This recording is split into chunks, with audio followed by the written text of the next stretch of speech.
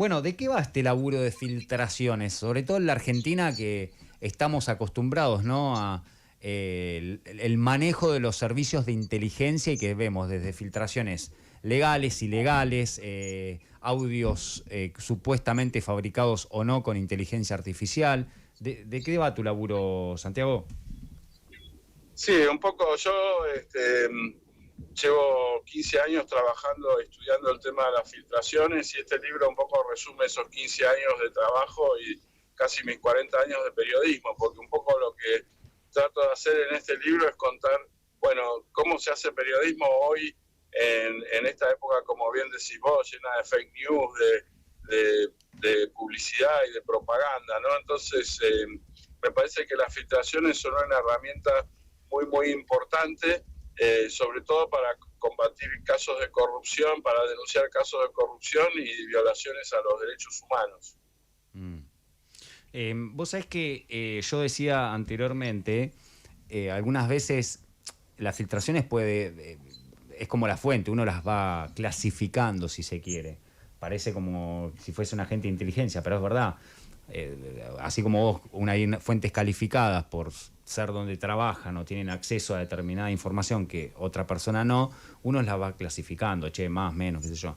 Pero yo decía, acá en la Argentina estamos habituados, y bueno, pasan en otras partes del mundo también, donde esas filtraciones pueden venir desde alguien del propio poder, de alguien de los servicios, o también de la empleada doméstica que quedó despechada o algo por alguna situación, y es la que termina develando una trama, incluso en causas de corrupción. Sí, me parece que es un gran punto el que hace. Yo siempre digo que no conviene ser sommelier de filtraciones, ¿no?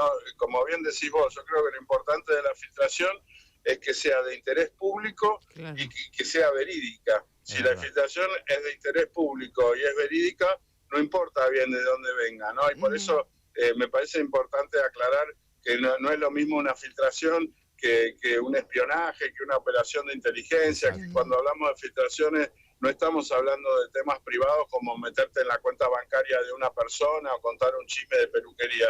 Estamos hablando, por ejemplo, de las coimas del Andís. Claro, justamente te iba a preguntar sobre eso. Digo, buenos días, Santiago. Elizabeth te saluda.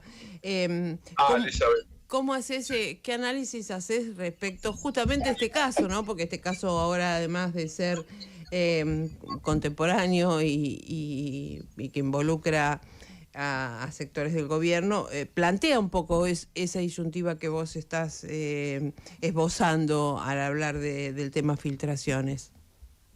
Sí, yo creo que más que disyuntiva lo que te muestra es el poder de la filtración, porque, digamos, la filtración, a diferencia de lo que pueda decir un periodista, viene mañana y dice, bueno, tengo una fuente anónima que me dice que robaron el Landís. Bueno, te va a creer tu tribu nomás. En cambio, la filtración creo que tiene característica que lo que importa es el documento. Digamos, la curación del periodista es prácticamente un complemento, y la gente puede verificar por sí misma tanto la veracidad de la filtración como la importancia que le da. Entonces, en este caso, tenemos un señor que es el íntimo amigo del presidente, que es una de las 3 personas que más veces entró a la Quinta de Olivos y a la Casa Rosada, que además es el abogado del presidente, por lo tanto conoce todos sus chanchullos, y al mismo tiempo, todos sus asuntos legales, y al mismo tiempo es el director de una agencia importante y cuenta de manera detallada un esquema de coimas, ¿no?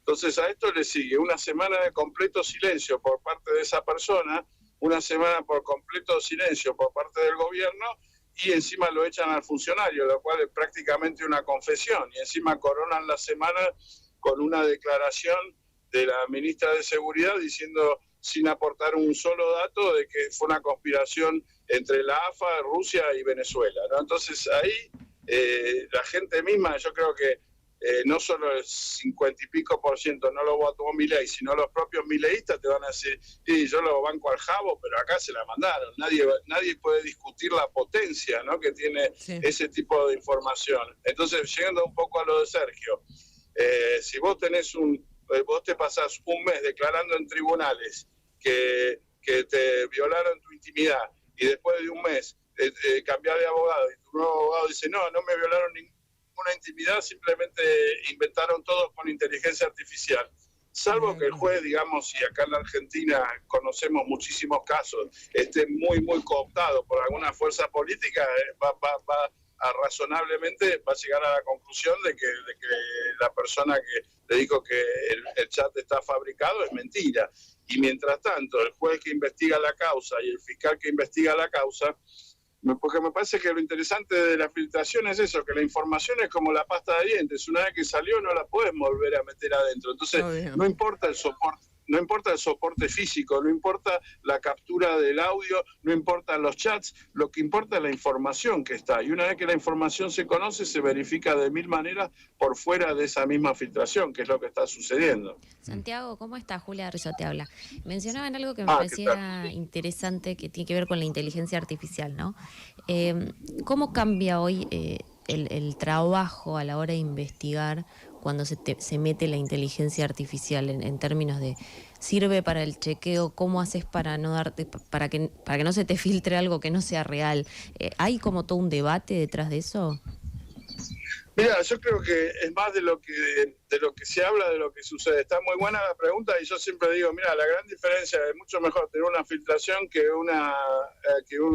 un video de inteligencia artificial, porque la inteligencia artificial es mentira y la filtración es verdad. Claro. Ya para empezar, pero digo, en general, a ustedes les pasará, no sé, ustedes deben ser jóvenes, pero yo en 40, 50 años de periodismo creo que me han tratado de meter documentos truchos 3 o 4 veces y siempre me di cuenta. No conozco ningún periodista que yo le haya preguntado que haya publicado un documento trucho porque lo engañaron, digamos. O sea, me parece que dentro del chequeo normal que uno puede hacer, no creo que cambie mucho. Yo la inteligencia artificial sí la uso como una especie de Google más rápido para chequear algún dato, sobre todo porque muchas veces, no por confiar en lo que dice la inteligencia artificial, pero normalmente nombra fuentes que puedo sí chequear y demás. O sea, lo veo como un complemento, pero hasta ahora no he visto ningún gran engaño, digamos, de inteligencia artificial al periodismo. Entonces, puede ser que en el futuro se complique más esa verificación, pero hasta ahora no.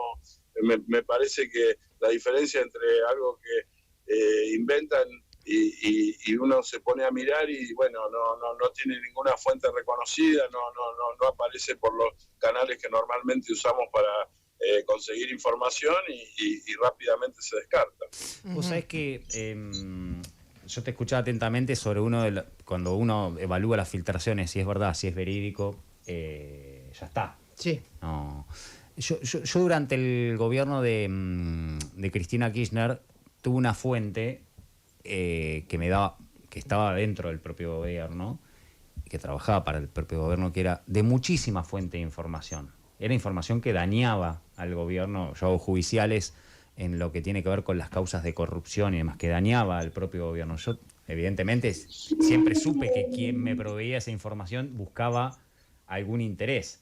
Pero la información yo la chequeaba, era cierta, y entonces yo la publicaba, porque no dejaba de ser cierta. Muchos años después, ya en la actualidad, incluso esta persona me decía que con algunos dentro del propio gobierno, me habían puesto un apodo, que era Garganta Profunda. Sí. Pero bueno, no quiero ser autorreferencial, pero muchas veces se da este debate, Santiago, ¿viste? Cuando pasan cosas como, por ejemplo, te puedo contar desde lo de Andis, te puedo contar desde lo que fue Martín Insaurralde y ese tuit publicado por Sofía Clerici, te puedo decir de los bolsos de, no sé, de José López, que en un monasterio y se filtra un llamado a la policía y arranca raro, todo eso. Todo eso es raro. Todo eso es raro. Evidentemente a uno le hace ruido, che, justo saltó esto de esta forma. Sí, te hace ruido. ¿Es verdad? Es verdad. Bueno, entonces... Pasó. Claro.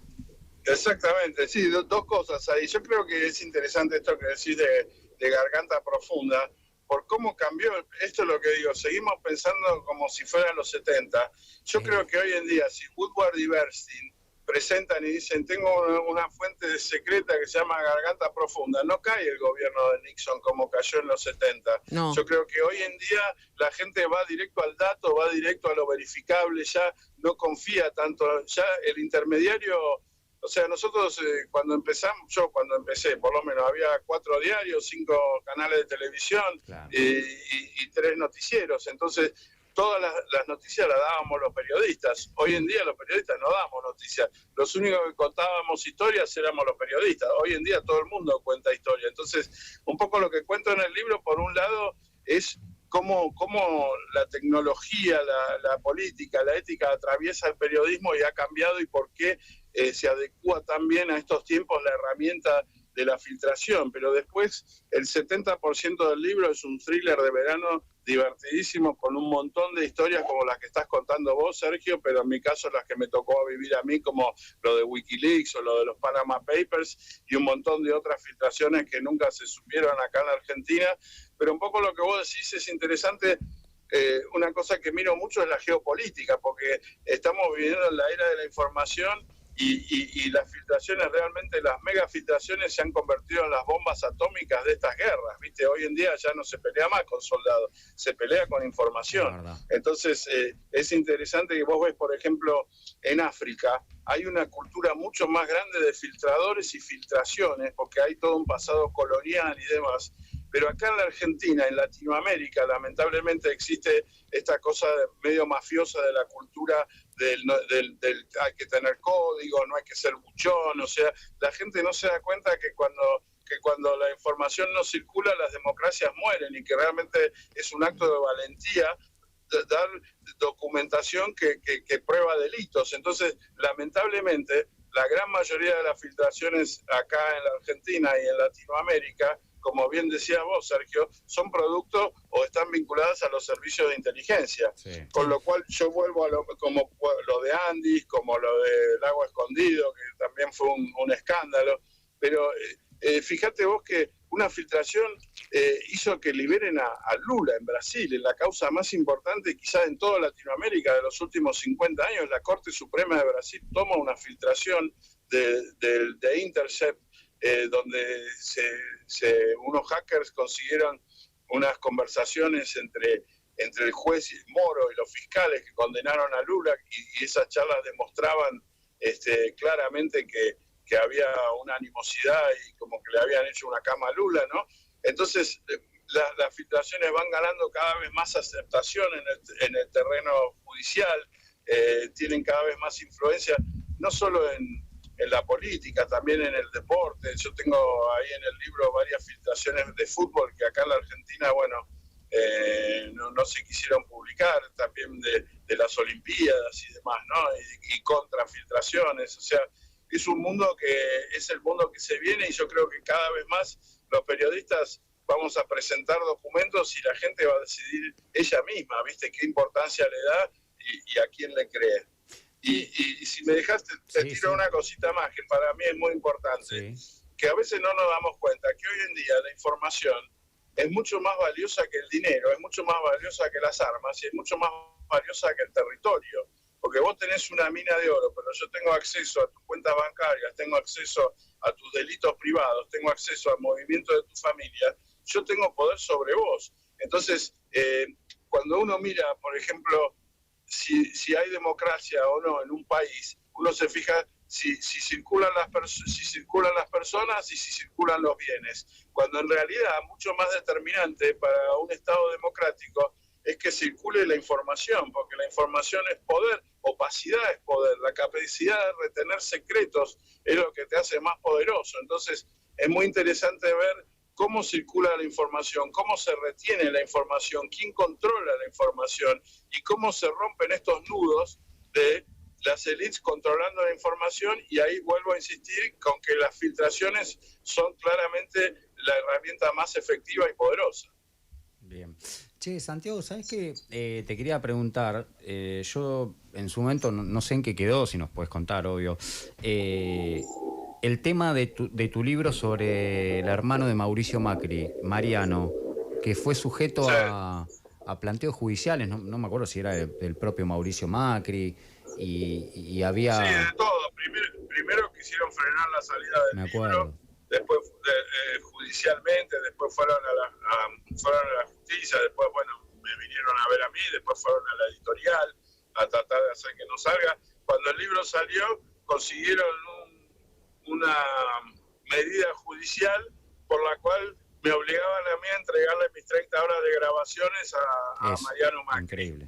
y la verdad que me fallaron 5 jueces en contra y tuve que ir en queja a la Corte Suprema porque no me quería convertir en el primer periodista en Latinoamérica en sentar un precedente de que si a alguien no le gusta una entrevista o lo aprietan después de una entrevista, esa persona puede ir y reclamar tus materiales, ¿no?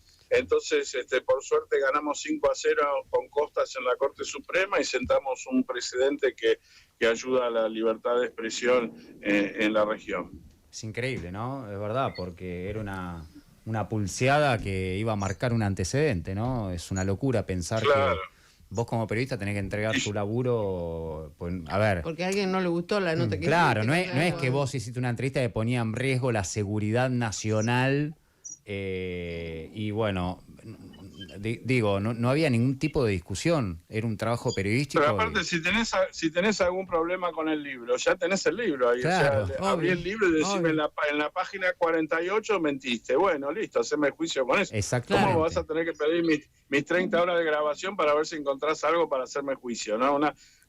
Claramente un apriete que es parte un poco de la tendencia de hostigamiento a los periodistas, donde muchas personas poderosas buscan atacarte desde el lado civil, porque desde el lado penal, digamos, jurídicamente es muy difícil. Exactamente, sí, es muy común eso, ¿no? Es muy común.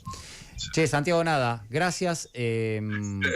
Para la pileta la rompe, búsquenlo, diviértanse. Nos viene editorial Sudamericana. Es El mejor regalo para la fiesta, fiesta, ¿o no, Santiago? Escuchame. Totalmente, total. Yo creo que da para un debate profundo sobre qué hacemos, cómo lo hacemos, porque el periodismo ha cambiado mucho y a veces no tomamos cuenta, pero además es una lectura divertida, ¿viste? Tiene historia, es un libro de aventuras, entonces es las dos cosas, ¿no? Y me parece que cuando un periodista como ustedes le dan pelota, bueno, vamos para arriba. Gracias. Bueno, Lo quiero leer ya. Muy bueno, ya. además el arte de tapa.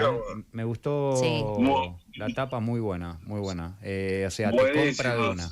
Che, Santiago, felicitaciones y bueno, estamos al habla. Muchas gracias. Dale, che, mil gracias, Sergio, Elizabeth y Patricia, muchísimas gracias. Julia. Julia, ya sabía que uno, por eso dudé. No hay problema. Ya sabía que uno le iba a pifiar, pero mil disculpas, Julia. Muchas gracias. Un abrazo. Muchas gracias, Era Santiago. Santiago O'Donnell.